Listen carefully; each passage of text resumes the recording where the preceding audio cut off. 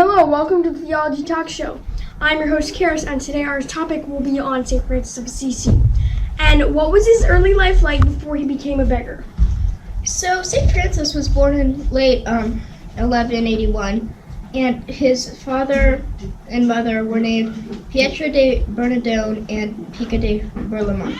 Not much is known about his mother, but his father was a wealthy silk merchant who indulged Francis and spoiled him. Yeah. And Francis was, his father wanted to give him everything, and yeah, so proceed. Okay, so as a young man, he lived a high-spirited life typical of a wealthy young man, and he also had several rich friends. One story about this time in his life was that he was selling cloth in the marketplace when a beggar asked him for alms. After concluding the deal he was making, he ran after the beggar, and after finding the man, he gave him everything in his pockets. His friends chided and mocked him for this act of charity, and when he got home, his father scolded him out of rage. Yeah, his father, he wanted him to be like the perfect pearl in the family, basically, so he tried to buy him everything, and when he gives away his money, he gets mad because I gave you this money, I gave you my trust, and now you're just giving away the beggars. So that was our first half of the Theology Talk Show. We'll be right back after a short break.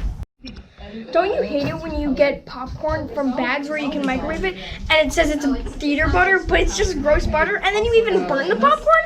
Well, those days are over with new proof popcorn. All you gotta do is blow on it twice, and then you have perfectly good, freshly buttered, nice, warm popcorn. Hello and welcome back to the Theology Talk Show.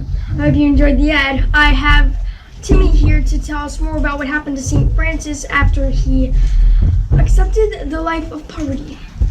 So St. Francis went on a pilgrimage to Rome where he was with other beggars in St. Peter's Basilica, just begging for people trying to survive as well as seeing the holy places in Rome.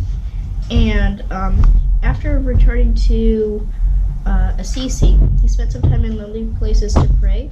While playing in the Forsaken Country Chapel of San Damiano, he had a mystical vision of Jesus Christ in which the icon of Jesus Christ who was crucified said to him, Francis, go and repair my house, which, as you can see, is falling into ruins.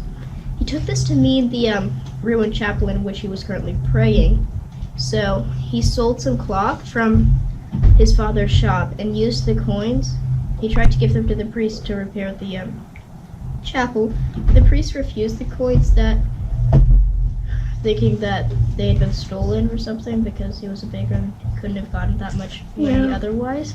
And when he returned, to hide from his father, he tried staying in caves for a while, but his father found him and locked him up and scolded him, but his mother later released him. Yeah, and his father he was so angry that he was gonna hunt Francis and kill him. I don't think that was it, but he took Francis to the city council and tried to make Francis forgo his inheritance. So he took him to the bishop of the city, and a public announcement. He wanted his money back, basically, like that. Yeah. And St. Francis not only gave up his inheritance, but also renounced all of his possessions to live the life of poverty. And then after this, he went to live in the mountains, and still thinking he needed to repair the churches, he gathered rocks himself, and slowly he tried to repair the chapels himself. Yeah.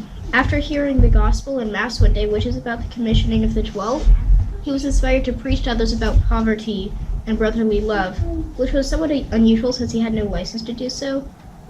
He wasn't a priest or anything. Yeah. He actually never became a priest. His example drew others to him, like the men you mentioned. Yeah. And soon he had 11 followers who lived a simple life in a deserted Lazar house. And they also wandered around the mountains, making a deep impression on many of their hearers. Yeah. Later in 1212, he composed a rule for his followers called the Primitive Rule, which came from Bible verses. Yeah. Then he traveled to Rome to ask the Pope permission to found a religious order. Pope Innocent III reluctantly agreed to meet with Francis. He didn't think much of it at first, since Francis was just a beggar. Yeah. But after the discussions, he agreed to unofficially admit the Franciscan order and said he would do it officially once it had more followers. Yeah. After several years, the order had been officially admitted by the Pope and had a huge number of followers throughout Italy and other places. It had gotten hard to organize because of the huge number of followers, so it was reorganized and it had Brother Elias helping Francis lead it. In addition, Francis made a new rule that was more helpful for far-off Franciscans to use to rule themselves, since they didn't have much communication with St. Francis himself. And after having the new rule approved by the Pope, he withdrew from external affairs, and later, he had a vision while he was preparing for Michaelmas. As a result of it, he received the 5 wounds of Christ. The stigmata. Yeah, the stigmata. Brother Leo, who was with Francis, gave an account of the miracle, saying suddenly he saw a vision of a seraph, a 6-winged angel, and the angel gave him the gift of the 5 wounds of Christ. Yeah.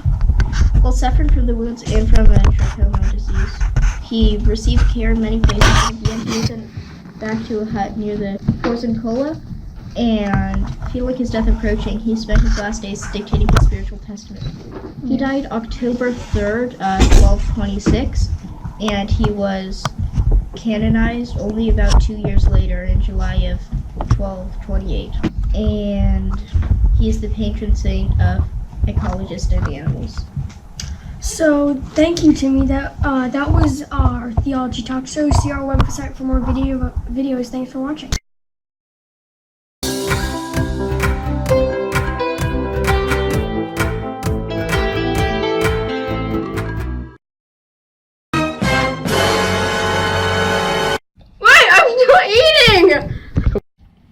Hello, and welcome to Theology Talk Show. I'm your host, Karis, and our first question is,